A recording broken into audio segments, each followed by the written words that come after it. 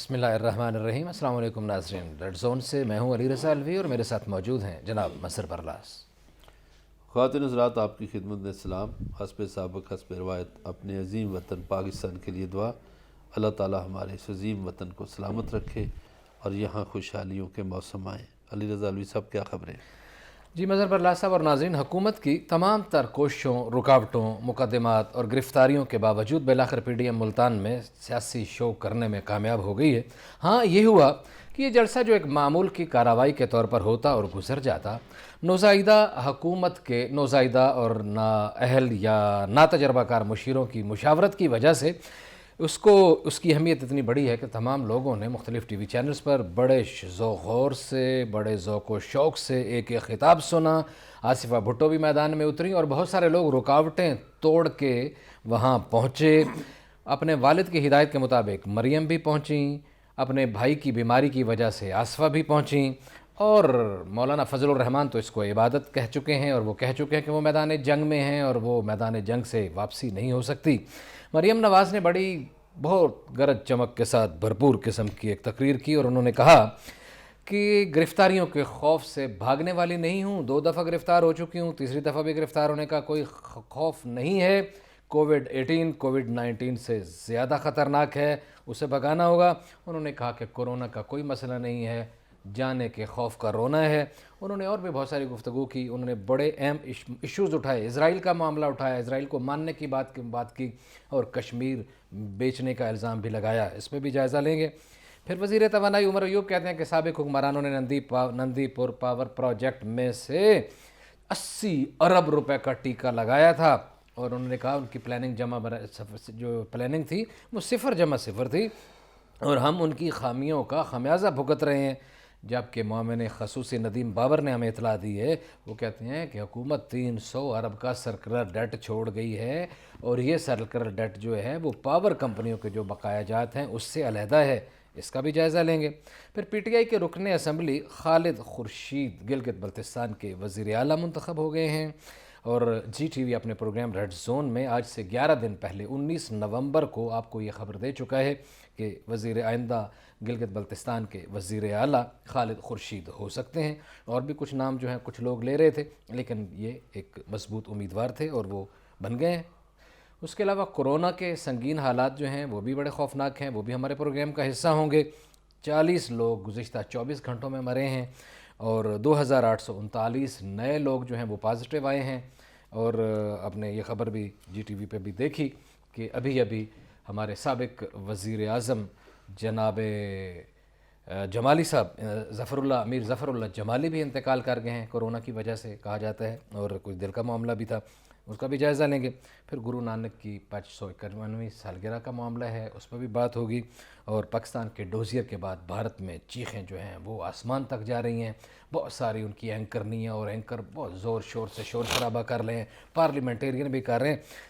جائزہ لیں گے کہ آخر پاکستان نے کون سا آئینہ دکھا دیا ہے کہ بھارت میں اتنی چیخیں بلند ہیں۔ لیکن سب سے پہلے جلسے کی طرف جانا ہے اور ملتان میں جو جلسہ جاری ہے اس وقت، جناب مظہر برلاس صاحب، شور شرابہ، رکاوٹیں، اور کئی دنوں سے ایک تو وہ بات ہو گئی کہ کچھ نہ ہوتا، کوئی رکاوٹیں نہ ہوتی تو خاموشی سے ایک جلسہ ہو جاتا، اور رکاوٹیں ڈال کے روزانہ کی ہیڈ لائنز بھی بنائی گئیں، اور آج یہ جلسہ ہو گیا ہے۔ اوورال ویو، پھر اس کی جزیات میں جائیں گے۔ دیکھیے، اس جلسے کو جلسہ بنانے میں حکومت کا بڑا کردار ہے، جی، اس لیے کہ انہوں نے جب رکاوٹیں ڈالیں، گرفتاریاں ہوئیں، تو ہر طرف چرچا ہونے لگا اور جلسہ بنتا گیا۔ اور 3 روز پہلے بھی انہوں نے اسٹیڈیم پہ قبضہ کیا، پھر یہ کھینچا تانی جاری رہی، اور موجودہ حکومت کے جیسے آپ نے کہا کہ مشیروں نے عجیب و غریب مشورہ دیا، ورنہ جلسہ کرنے دیتے، جلسہ ہو جاتا، کچھ بھی نہیں ہونا۔ کیا ہونا تھا، پہلے بھی جو ہو گئے ہیں۔ لیکن اس میں سمجھتا ہوں کہ پی ڈی ایم والے کامیاب ہو گئے ہیں، اس لیے کامیاب ہو گئے ہیں کہ انہوں نے جلسے کی ہائپ کریٹ کر دی، حکومتی رکاوٹوں کی وجہ سے کئی کلومیٹر پہ ٹرالیاں کھڑی کر کے راستہ بند کیا گیا تھا بھائی جان۔ اور پیپلز پارٹی جو آلموسٹ نہیں تھی، اس میں جان ڈل گئی، اور گیلانی صاحب کو بڑا فائدہ ہوا کہ ان کی سیاست چمک گئی۔ ظاہر ہے۔ اب مجھے ایک پرانا واقعہ یاد آ رہا ہے جی، کہ ایک دفعہ کوئی جلسہ تھا لاہور میں موچی گیٹ میں، تو اس جلسے سے ایک دن پہلے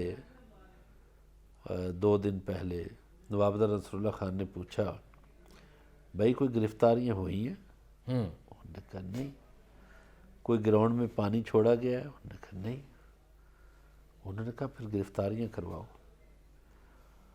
سامنے والے نے کہا جی کیوں؟ انہوں نے کہا خبر تو تب بنے گی، ظاہر ہے کوئی ایسے جلسہ ہم نے کر لیا تو کیا کریں کسی گے؟ کو کیا پتا، آئے بولے چلے گئے۔ گرفتاریاں ہوں گی تو باہر سیربین پہ بھی چلے گا، فلانے BBC پہ بھی چلے گا، سارے غیر ملکی اداروں میں بھی چلے گا۔ تو یہ ایک نوابزادہ صاحب چونکہ بابا جمہوریت تھے، بہت بڑے اچھا، بابا جمہوریت کو اس وقت پتا تھا جب صرف اخبارات تھے اور ایک سرکاری ٹی وی تھا، ظاہر ہے اپوزیشن میں تھا، سرکاری ٹی وی نے تو چلانی کوئی نہیں تھی بات، یا BBC تھا، تو ان یا اخبارات جو تھے انہوں نے کہا کہ اخباروں میں چاہے، تو یہ اب جو عقل مند اور جو سیانے ہیں میڈیا مینجمنٹ پہ بیٹھے ہوئے، ان کو نہیں پتا کہ اب اتنے 30 40 50 نیوز ٹی وی چینل جو ہیں وہ لائیو دکھائیں گے ہر چیز؟ وہ علوی صاحب اب دیکھیں نا، یہ تو سوچنے کی بات ہے۔ اگر یہ جلسہ انہیں کرنے دیتے، جیسے گجرانوالہ میں ہو گیا تھا، ایسے ہی پشاور میں ہو گیا تھا، کوئٹہ میں، کراچی میں، کچھ نہیں ہوا، تو یہ حکومت نے رکاوٹیں ڈال کر خود جلسہ کامیاب کروایا ہے اور جلسہ ان کا ٹھیک ہو گیا۔ بہترین ہو گیا، اتنی رکاوٹوں کے باوجود وہاں لوگ پہنچ گئے اور یہ سارے معاملات ہو گئے۔ اچھا، کہتے ہیں کہ اس میں فیڈرل گورنمنٹ کا کم پنجاب گورنمنٹ کا، خاص طور پر جناب وزیر اعلیٰ بزدار صاحب اور ان کے مشیروں، وزیروں اور باقی سیانوں کے مشورے ہیں۔ دیکھیے پچھلے 2-2.5 سال تو بزدار صاحب کی کوئی سٹیٹمنٹ سامنے نہیں آتی تھی اس شد و مت سے، جتنا وہ جلسے پہ برسے ہیں کہ نہیں کرنے دوں گا، فلاں ہو جائے گا۔ یہ پتہ نہیں کیا مسئلہ ہے کہ بزدار صاحب کی سیاسی حیثیت اچانک جاگ گئی ہے اور انہوں نے رکاوٹیں بھی ڈلوائی ہیں۔ یا ان کو کسی نے بتایا کہ ایسے موقع پر بات کرنے سے بندہ لیڈر بن جاتا ہے؟ وہ کان میں تو ان کے باتیں مشہور ہیں نا، بتایا کرتے تھے پچھلے انفارمیشن منسٹر کہ یہ کہو تو وہ کہو۔ جی جی جی تو پتہ نہیں بزدار صاحب نے کیا کیا۔ البتہ یہ ہے کہ وہاں تقریریں اچھی ہوئی ہیں۔ ایک تو دیکھیے اختر مینگل بھی پہنچ گئے، اچکزئی بھی پہنچ گئے، اور لوگ بھی آئے، اور مریم نواز نے پہلی دفعہ اچھی تقریر کی ہے۔ اس لیے اچھی تقریر کی ہے کہ انہوں نے عوامی مسائل کو ایڈریس کیا ہے۔ اس سے پہلے وہ ہمیشہ اداروں پہ تنقید یا اس طرح کی باتیں کرتی تھیں، اور یا اپنے کچھ چرچے کرتی تھیں کہ میاں نواز شریف یہ تو وہ میں سمجھتا ہوں کہ انہوں نے پہلی دفعہ پبلک کے مسائل کو ایڈریس کیا ہے، جس میں مہنگائی ہے، بے روزگاری ہے اور چیزیں ہیں، تو اس لحاظ سے یہ تقریر اچھی رہی۔ اچھا جی، مریم نے یہ کہا ہے کہ بھائی 4 بکریوں کا مالک جو ہے 15 کروڑ کے فلیٹ کا مالک اچانک کیسے بن گیا؟ یہ تو مریم ہی وضاحت خود کر دیں کہ پھر انہوں نے کہا کہ انہوں نے ماسک چوری کیے، ماسک کووڈ آیا تو ماسک جو ہے وہ عوامی مسئلے کی آپ نے بات کی، تو ماسک پہلے انہوں نے مارکیٹ سے غائب کر دیے، پھر مہنگے مارکیٹ میں سیل آؤٹ کیے، اور پھر ساتھ ساتھ بتاتے ہیں جی کووڈ ہے کووڈ ہے۔ ایک اور بات مریم نے کی، یہ صحیح بات ہے، انہوں نے کہا جی سارے چینی آٹے والے مافیا تو ساتھ ہیں تو وزیر اعظم ایماندار ہے۔ عجیب بات ہے۔ انہوں نے یہی کہا، انہوں نے کہا کہ آمدن کوئی نہیں ہے لیکن بنیگالہ محل بن جاتا ہے، لیکن وزیر اعظم ایماندار ہے۔ دیکھیے اگر آمدن کی بات کریں نا تو اس میں ٹھیک ہے، مریم نواز نے سیاسی باتیں کی ہیں۔ آمدن کی بات کریں تو دیکھیے ان کے پاس خانے وال میں 2 مربع اراضی ہے زمین کی، لاہور میں ان کی کافی پراپرٹیاں ہیں، اور پھر انہوں نے دیکھی ساری عمر کاؤنٹی کرکٹ کھیلا ہے۔ یہ جو آج مریم نے اپنے والد کے بارے میں بھی کہا کہ نواز شریف وہاں کاؤنٹی کرکٹ نہیں کھیل رہے، تو کاؤنٹی کرکٹ جو لوگ کھیلتے ہیں وہ بڑے مہنگے پلیئر ہوتے ہیں۔ میں نہیں سمجھتا کہ کوئی ایسی کوئی بات ہے کرپشن والی۔ ٹھیک ہے، ان کا حق ہے مریم نواز صاحبہ کا کہنا، تنقید کرنا، تنقید کرنا ان کا حق ہے، لیکن آپ یہ دیکھیں کہ آخر کچھ ان کے پاس پیسہ تھا تو وہ آکسفورڈ میں پڑھنے چلا گیا تھا۔ ٹھیک ہے، اس کا باپ انجینئر تھا، اور اس کے بعد بھی کرکٹ میں میرا خیال ہے پاکستان میں سب سے زیادہ عمران خان نے پیسہ کمایا ہوگا، درست ہے۔ اور وہ تو 18-19 سال تو کاؤنٹی کرکٹ کھیلا۔ صحیح ہے، یہ ساری باتیں سب کو پتہ ہے. اگلی بات کی طرف بڑھتے ہیں جناب. یہ ایک بات انہوں نے کی جو مجھے بالکل سمجھ نہیں آئی. آپ کو سمجھ آئی ہوگی کیونکہ آپ اچھا جہاں دیدہ آدمی ہیں، چیزوں کو جانتے ہیں. انہوں نے کہا ہے کہ میں بھاگنے والی نہیں ہوں، گرفتاریوں سے کے خوف سے دیواریں پھلانگ کے جانے والی نہیں ہوں، 2 دفعہ جیل جا چکی ہوں، تیسری دفعہ جانے کا کوئی ڈر نہیں. یہ کس طرف اشارہ کیا ہے؟ نہیں، وہ کہتی ہیں کہ ڈر نہیں، لیکن وہ مجبوراً ادھر رہ رہی ہیں. انہوں نے کوشش پہلے کی ہے کہ میں والد کی عیادت کے لیے جاؤں، جب نہیں کسی نے جانے دیا تو اب وہ یہ باتیں کر رہی ہیں. اگر اتنے دلیر ہیں تو ان کے بھائی آ جائیں، نہیں وہ ان بات کے والد صاحب بھی آ جائیں. نہیں، دیوار پھلانگ کے بھاگنے والی بات کیا ہے یہ مجھے نہیں پتا. یہ کون بھاگا تھا؟ دیوار پھلانگ کے کئی لوگ بھاگتے ہوں گے. حمزہ شہباز کی بھی تو سیڑھی لگائی تھی. ٹھیک ہے تو اس نے حمزہ کی اشارہ کیا ہے؟ پتہ نہیں کس کی طرف کیا. میں یہ وہی بہتر سمجھتی ہیں کہ کس کی طرف اشارہ کیا ہے. ظاہر ہے حمزہ کی طرف تو نہیں کیا ہوگا، لیکن وہ سیڑھی والا منظر لوگوں نے دیکھا ہوا ہے. اور راتوں رات جب یہ جدہ گئے تھے، پرانی بات پھر کر لیتے ہیں کہ اتحادیوں کو بھی اعتماد میں نہیں لیا تھا، جو سیل میں ان کے ساتھ قیدی تھے مسلم لیگی ان کو بھی اعتماد میں نہیں لیا تھا، اور پھر جھوٹ بولتے رہے کہ ہمارا کوئی معاہدہ نہیں ہوا. پھر شہزادہ میکرن نے آ کے وہ معاہدہ بھی لہرایا. دیکھیے، جھوٹ نہیں بولنا چاہیے، آپ سچ بولیں. گزارش یہ ہے کہ میں نے عرض کیا کہ مریم نے آج بہتر تقریر کی ہے، آج بہتر. عوامی ایڈریس. اچھا جی، ایک اور انہوں نے بہت بڑا ایشو جو اس وقت پاکستان کا بہت بڑا زیر بحث موضوع ہے، اس پہ بھی انہوں نے بات کی. انہوں نے کہا کہ جس طرح یہ انہی کے الفاظ ہیں، جس طرح یہ کشمیر کو مودی کی جھولی میں پھینک کر آ گیا، اسی طرح آج پاکستان میں اسرائیل کو تسلیم کرنے کی بات شروع ہو چکی ہے. ہاں، مریم بی بی، بات یہ ہے کہ آپ کے والد گرامی لندن میں کن کن لوگوں سے ملتے ہیں اور ان کے اسرائیل سے کیا کیا تعلق واسطے ہیں، وہ حقیقت بھی آپ بیان کر دیتی.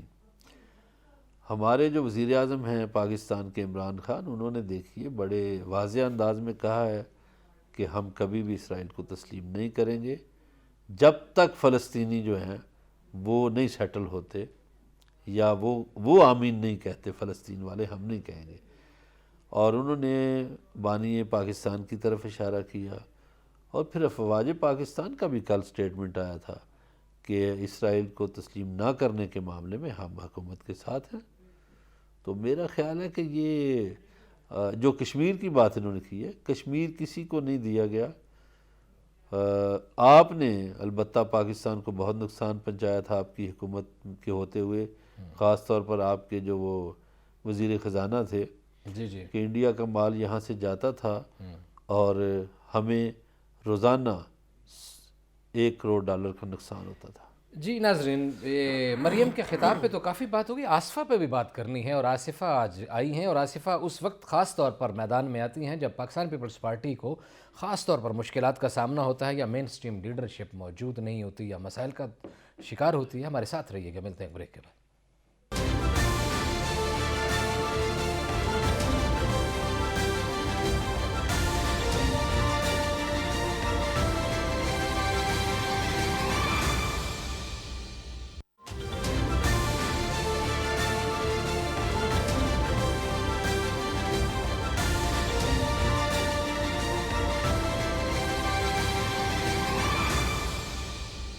ویلکم بیک ناظرین. بریک پہ جانے سے پہلے پی ڈی ایم کے جلسے کی بات ہو رہی تھی اور مریم نواز کے خطاب کی بات ہو رہی تھی. آصفہ بھٹو کی طرف بڑھتے ہیں کہ آصفہ نے آج ملتان میں شرکت کی ہے. بلاول کورونا کا شکار ہیں، ان کے والد بھی بیمار ہیں، اور ہم نے دیکھا ماضی میں بھی کہ آصفہ ہمیشہ اس وقت ایکٹیو نظر آئیں جب بھی ضرورت پڑی پاکستان پیپلز پارٹی کو. 2018 میں انتخابات کا معاملہ ہو، لاڑکانہ کا معاملہ ہو، احتساب عدالت میں ان کے والد کی پیشیوں کا معاملہ ہو، تو آصفہ کو ہم نے اپنے والد کے شانہ بشانہ دیکھا. اور جب ان سے پوچھا گیا، بلاول بھٹو زرداری سے بھی جب پوچھا گیا، اور اس سے پہلے جب آصف علی زرداری سے بھی پوچھا گیا کہ اگر بلاول بھی گرفتار ہو گئے اور پارٹی پہ کوئی اور مشکل وقت آ گیا تو پارٹی کو کون سنبھالے گا، تو دونوں نے مختلف اوقات کار میں آصفہ بھٹو کا ہی نام لیا. جی مسر برلاس صاحب.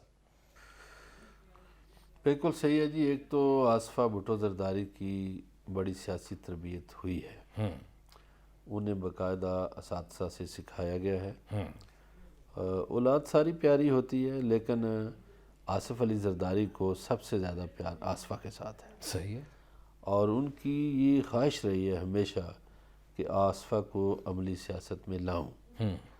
تو اب موقع بنا تو ملتان میں جلسہ اور آصفہ بڑی پرجوش ہے وہاں. پرجوش نظر آئی ہیں, لوگوں کو ماسک پہننے کی ہدایت کر رہی تھیں. 25 لاکھ سے زیادہ فالورز ہیں ان کے ٹویٹر پہ, اور وہ 93 میں پیدا ہوئی تھیں, اور اس وقت پیدا ہوئی تھی جب ان کے والد جیل میں تھے. آکسفورڈ بروکس یونیورسٹی سے سیاست اور معاشرتی علوم میں انہوں نے بیچلر کی ڈگری لی تھی, اور MS کیا تھا گلوبل ہیلتھ اینڈ ڈیولپمنٹ میں یونیورسٹی کالج لندن سے. پھر 2008 میں انسداد پولیو کی سب سے کم عمر سفیر منتخب ہوئی تھیں, یہ بنی تھیں UN کی طرف سے. بالکل صحیح ہے. ہاں جی. ایک تو یہ آصفہ دیکھیں نا, پڑھی لکھی ہیں. نمبر 2 یہ ہے کہ آصفہ کی تربیت بڑی سیاسی کی ہے, ان کے والد نے خاص طور پر بڑی توجہ دی ہے. ہاں, انہوں نے خاص طور پر دھیان دیا, اور پھر سیاست کے علاوہ سوشلی بھی بڑی ایکٹیو ہیں. سوشلی بھی 2000 پولیو کے لیے کام کر رہی ہیں, ابھی بھی سندھ میں پولیو کے لیے کام کرتی ہیں. 2013 میں انہوں نے 13,000 فٹ بلندی سے اسکائی ڈائیو سے چھلانگ لگائی تھی, جسے جمپ فار ہیومینٹی کہا گیا تھا.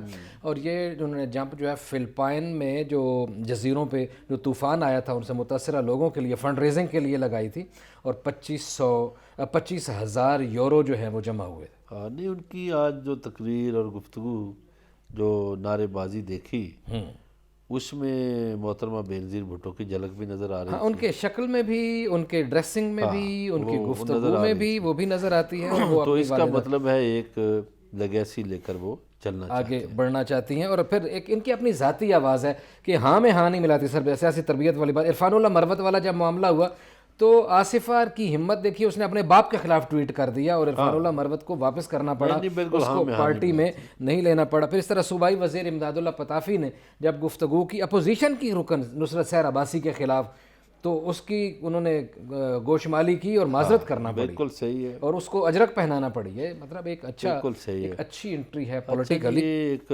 جلسہ تو ہو رہا ہے, ابھی مولانا صاحب بھی خطاب کریں گے. ظاہر ہے ہمارا پروگرام ہے تو ہمیں تو اس کا اندازہ نہیں مولانا صاحب نے, لیکن یہ تو کہا ہوا ہے نا کہ اب ہم نے مڑنا نہیں, جی ہاں, پلٹنا نہیں, اب جہاد ہے, میدان جنگ میں ہم آ گئے ہیں. تو مولانا صاحب بڑے پرعزم ہیں. لیکن آج ایک عجیب خبر اور بھی آئی کہ پاکستان کے سابق وزیر اعظم میر ظفر اللہ جمالی انتقال کر گئے. ابھی تھوڑی دیر پہلے علی رضا علوی صاحب جمالی صاحب جو ہیں تھے, بڑے عاجز آدمی تھے, بڑی شیریں گفتگو کرنے والے آدمی تھے. محترمہ فاطمہ جناح کے چیف سیکورٹی گارڈ رہے, پھر بھٹو دور میں وزیر رہے خوراک و زراعت کے, شاید نہیں خوراک و زراعت کے نہیں, کسی اور محکمے کے وزیر, خوراک و زراعت کے ان کے دوست تھے انور عزیز. پھر یہ 85 کی اسمبلی میں آزاد حیثیت میں جیت کر آئے اور پانی اور بجلی کے وفاقی وزیر بنے. پھر 2002 میں قرآن کے نام نکلا اور وزیر اعظم بن گئے. ظفر اللہ جمالی کی زیادہ تعلیم پنجاب میں ہوئی. وہ مری میں پڑھتے رہے, پہلے اسکولنگ ان کی ہوئی, پھر وہ کالج لائف میں گورنمنٹ کالج لاہور میں چلے گئے, پھر پنجاب یونیورسٹی میں بھی گئے. اور ظفر اللہ جمالی کی جسامت دیکھ کر تو اب تو لوگوں کو اندازہ نہیں ہے نا, لیکن ظفر اللہ جمالی گورنمنٹ کالج لاہور کی اور پنجاب یونیورسٹی کی ہاکی ٹیم کے کپتان ہوا کرتے تھے. ہاکی کے بہت شاندار کھلاڑی تھے. جی بالکل صحیح ہے. اور انہوں نے جو سیاست میں مقام بنایا یا ان کے جو سیاسی رویے رہے, انہوں نے دشمنیاں نہیں پالی, دوست بنائے اور شرافت سے سیاست کی. اور پاکستان کے حوالے سے بڑے وہ سرگرم رہے ہمیشہ ہی سے. پاکستان سے ان کی وفا جو تھی وہ بڑی لازوال سی تھی, چونکہ تحریک پاکستان میں بھی جمالیوں کا بڑا کردار رہا. صحیح ہے. تو اس لیے میں سمجھتا ہوں کہ ہمارا ملک جو ہے ایک سمجھدار وزادار سیاستدان اور ایک اچھے وزیر اعظم سے ہوگا. چلیں کورونا کی بات کی تو پھر کورونا کی بات ہی کر لیتے ہیں. آپ نے ان کی بات کی اور اوورآل ان کی فوتگی کی بات کی. تو ویسے تو ابھی ان کو کچھ دنوں پہلے ہارٹ کا کوئی ایشو ہوا اور باقی بھی جو بھی وجوہات ہیں ابھی اس وجہ سے ان کا خیر انتقالوں کا نقصان ہوا. کورونا کے معاملات خاصے سنگین ہوئے ہیں. 8,000 سے زائد لوگ جو ہیں مر چکے ہیں. 8,025 لوگ جو جب ہم بات کر رہے ہیں اس وقت تک کا فگر ہے جو پاکستان میں انتقال کر گئے ہیں کورونا کی وجہ سے. اور کنفرمڈ کیسز اس وقت 3,98,024 ہیں, جبکہ صحت مند لوگ 3,41,423 ہیں. 24 گھنٹوں میں گزشتہ 24 گھنٹوں میں 40 افراد جو ہیں کورونا سے مارے گئے. 2,839 نئے لوگوں جو ٹیسٹ ہوئے جن کا کورونا پازیٹیو آیا ہے. 2,046 لوگوں کی حالت خراب ہے.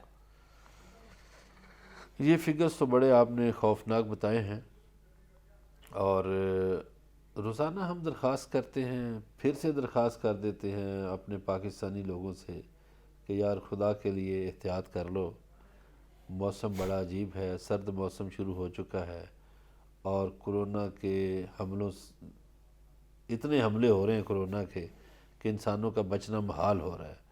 تو اس میں بچت کا ایک ہی ذریعہ ہے کہ آپ احتیاط کریں اور اللہ تعالیٰ سے مدد مانگیں، کوئی تلاوت فرما لیں، کوئی درود شریف پڑھ لیں اور اللہ سے مدد مانگیں کہ اللہ تعالیٰ اس آفت جی، کو ایک ٹالے۔ ابھی ایک تازہ ترین خبر یہ آئی ہے کہ میر ظفر اللہ خان جمالی کے انتقال کے حوالے سے جو خبریں جاری کی گئی تھیں وہ جھوٹ پہ مبنی ہیں۔ ان کے بیٹے نے تردید کی ہے، وہ بیمار ہیں اس وقت تک، اور وہ ان کے بیٹے نے کہا ہے کہ ان کے لیے دعاؤں کی ضرورت ہے۔ ہم اس حوالے سے جو بات کی گئی ہے، ہم ناظرین سے بھی اور میر ظفر اللہ خان جمالی کے خاندان سے بھی معذرت خواہ ہیں۔ بالکل صحیح ہے۔ دیکھیے جی، ہم تو پروگرام میں بیٹھے ہوئے ہیں، ہمیں پروگرام میں بیٹھے بیٹھے اطلاع ملی کہ ظفر اللہ جمالی جو ہے وہ دنیا میں نہیں رہے، اللہ تعالیٰ ان کو لیکن زندگی دے اور وہ ان کے بیٹے کی صحت یاب اگر ہو کے تردید آ گئی ہے بخیر تو ہم وعافیت سے- معذرت چاہتے بخیر ہیں۔ وعافیت ہم نے سے ایک تبصرہ کیا، لیکن ان کی سیاسی زندگی پر تبصرہ تو جی جائز ہے۔ ہاں جی ہاں، یقیناً وہ ان کی سیاسی ایفرٹس جو ہیں، اور وہ تو ہمارا ایک طریقہ یہ بھی ہے کہ ہم زندہ لوگوں کی بھی سیاسی ایفرٹس جو ہیں ان کی زندگی میں بھی بیان کی جانی چاہیے کہ کتنا اچھا، کردار یہ کام ویسے کیا علی رضا علوی صاحب ایک آپ بیان کاری دیں حقیقت، یہ ہمارے ملک میں کیا رواج نکل آیا ہے کہ بندہ زندہ ہوتا ہے اور سوشل میڈیا پہ اس کو مار دیا جاتا ہے اور خبریں چلائی جاتی ہیں۔ مثلاً دو لوگوں کی میں بات آپ کو بتاؤں گا۔ پاکستان کے بر صغیر کے اردو کے مایہ ناز جو سنگر تھے مہدی حسن، ان کے بارے میں کتنی دفعہ خبریں چلائیں گئی کہ جی مہدی حسن صاحب مر گئے ہیں، وہ پھر زندہ ہوتے تھے۔ اسی طرح پچھلے دنوں عطا اللہ عیسیٰ خیلوی جو ہمارے فوک سنگر ہیں، ان کے بارے میں بڑی خبریں چلیں، پھر ان کو ان گاڑی خود ڈرائیو کر کے اپنی تازہ ویڈیو بنا کے انہوں نے کہا کہ یہ میری تازہ ویڈیو، بھائی میں مرا نہیں، زندہ ہوں۔ ایسے ہی ہے، یہ تو بڑی خوفناک صورتحال ہے، لیکن بہرحال اس کا ایسا نہیں ہونا چاہیے کہ سوشل میڈیا پہ اپنی صرف خبریت کی وجہ سے یا ذاتی انات کی وجہ سے لوگوں کو اس طرح کی خبریں دی جائیں۔ بات چیت کا سلسلہ جاری، ہمارے ساتھ رہیے گا، ملتے ہیں بریک کے بعد۔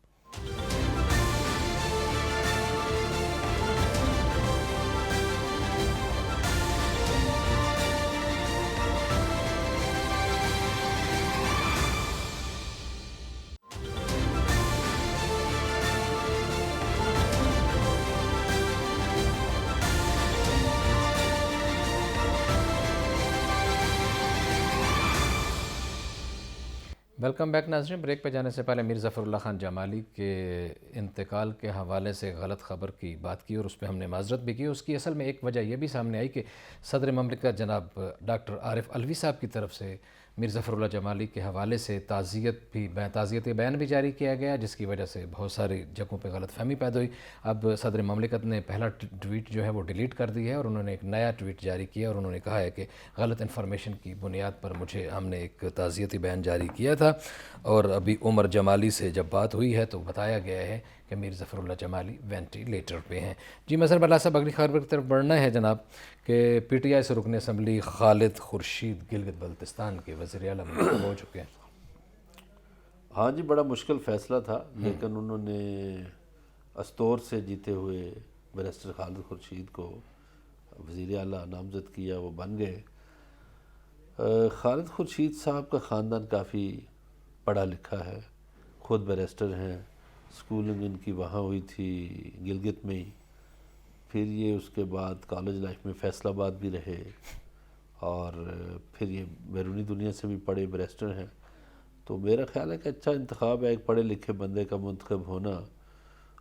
جس طرح گلگت بلتستان کے لوگ پڑھے لکھے ہیں، مہذب ہیں، تمیزدار ہیں، ان کو اسی حساب سے وزیر اعلیٰ مل گیا ہے۔ جی بالکل ایسے ہی ہے، اور جو لوگ باقاعدگی سے ہمارا ریڈ زون کا یہ پروگرام جی ٹی وی پہ دیکھتے ہیں انہیں معلوم ہے کہ 19 نومبر کو ہم آپ کو یہ خبر دے چکے ہیں کہ گورنر جو ہیں وہ یہ چاہتے ہیں کہ استور سے لایا جائے وزیر اعلیٰ، اور ہم نے ان کا نام بھی بتایا تھا کہ خالد خورشید جو ہیں وہ آئندہ کے وزیر اعلیٰ ہو سکتے ہیں، اور وہ منتخب ہو گئے ہیں۔ اور یہ علی رضا علوی صاحب یہ قابل قبول بھی ہیں، ہاں جی سب پارٹیاں ان کو قبول کرتی ہیں، ایسے ہی ہے۔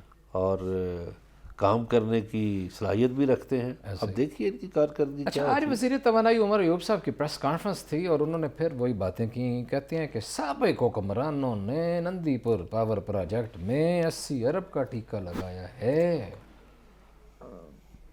پتہ نہیں یہ کب تک سابق حکمرانوں کو روئیں گے, یہ تو سمجھ نہیں آتی.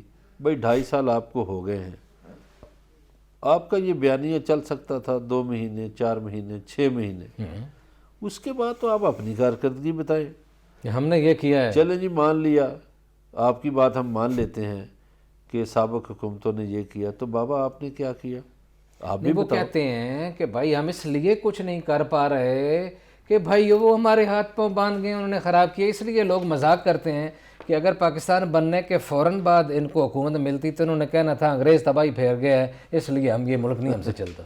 نہیں یہ دیکھیے یہ اپنا انہوں نے بہت, ان کو حساب دینا چاہیے اپنے 2.5 سالوں کا کہ انہوں نے 2.5 سالوں میں کیا کیا ہے. کوئی نئے پروجیکٹ لگائے ہیں کوئی اور. اب پرانی لکیر کو پیٹنے سے تو میرا خیال مسئلے حل نہیں ہوں گے.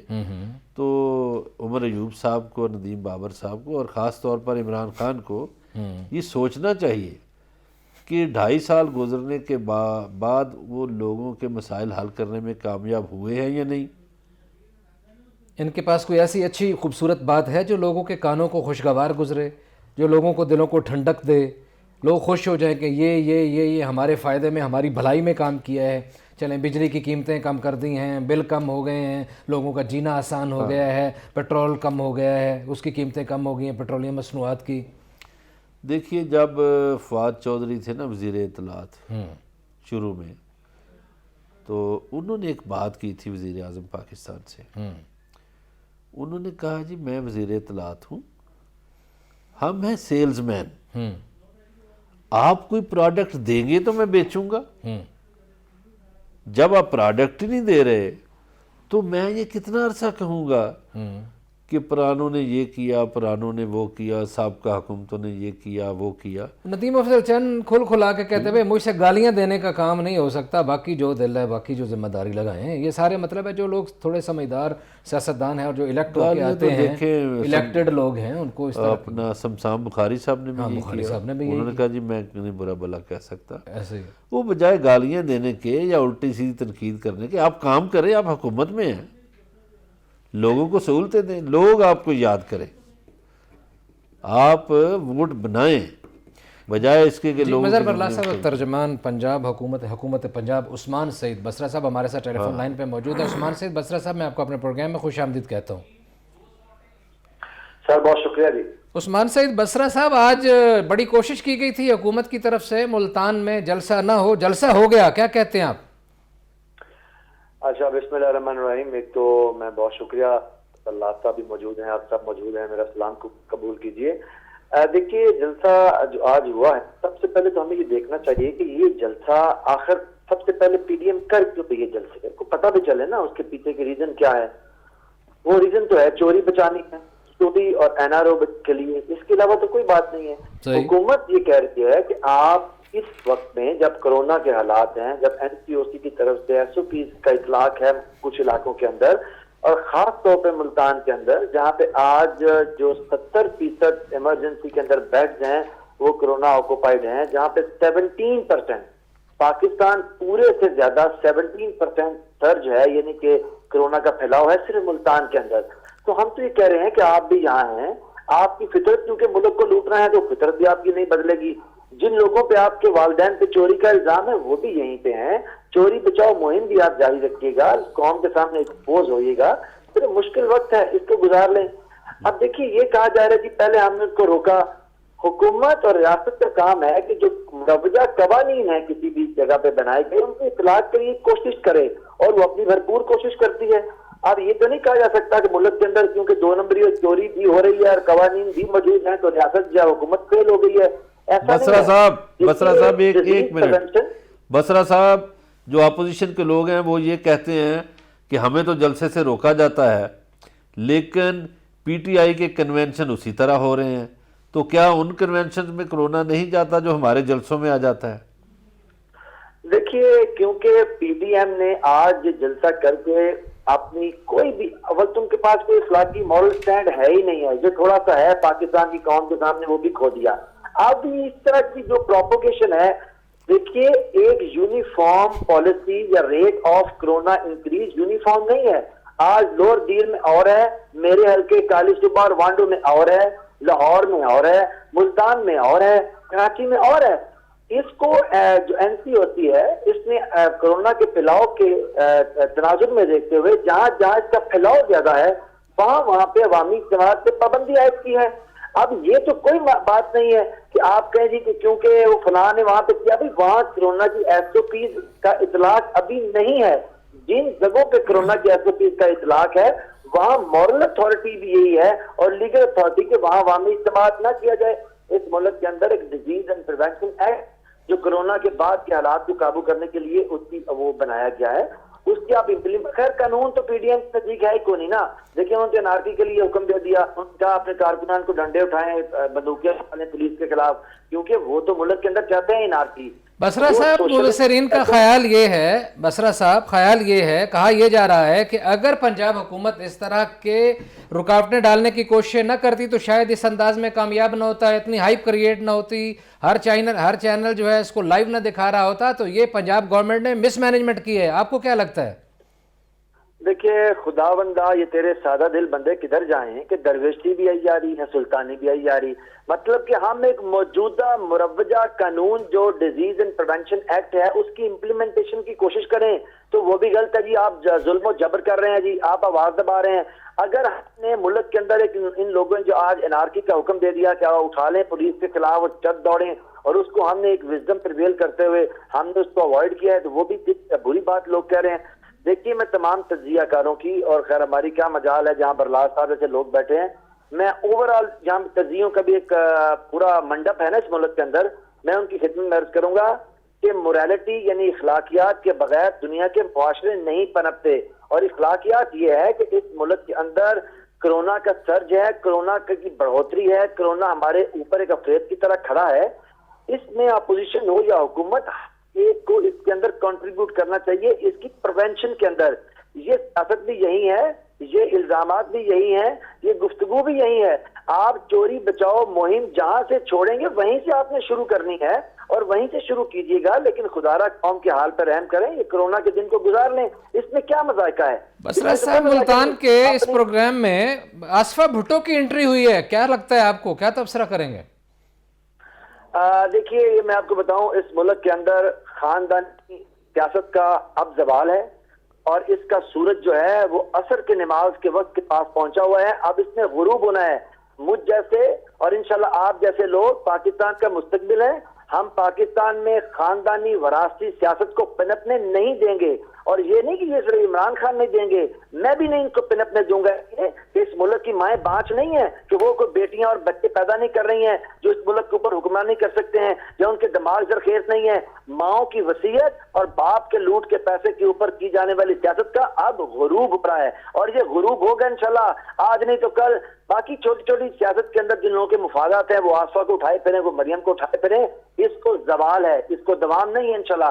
دوام میرے پاکستان کے لوگوں کو ہے، عام آدمی کو ہے، مظہر برلاس کے علاقے کے بچوں کو ہے، میرے تھانہ وانڈو کے علاقے کے بچوں کو ہے، وہ آگے آئیں گے انشاءاللہ، فیوچر ان کا ہے، ان کا جی عثمان سعید بسرا صاحب، اور ترجمان حکومت پنجاب، آپ کا بہت شکریہ، آپ نے ہمارے لیے وقت نکالا۔ ناظرین اسی کے ساتھ ہی پروگرام کا وقت ختم ہو گیا، ہمیں اجازت دیجیے، اللہ نگہبان۔